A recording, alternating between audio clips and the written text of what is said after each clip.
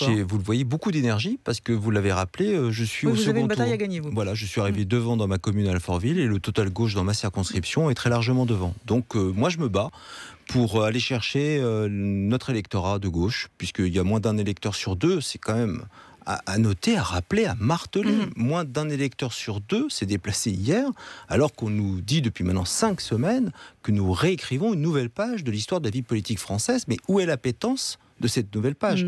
Mais pour l'instant, moi, je vais profiter du micro que vous me tendez pour lancer un appel très simple.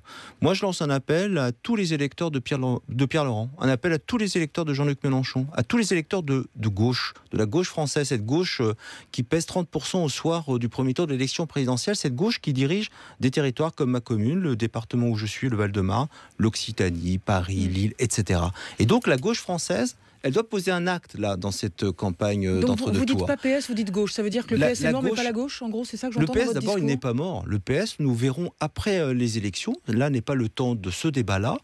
Comment nous devons nous transformer aussi. Mais la gauche française, elle existe. La gauche française, elle est encore une fois dans bon nombre de nos territoires. Elle mène des politiques publiques innovantes.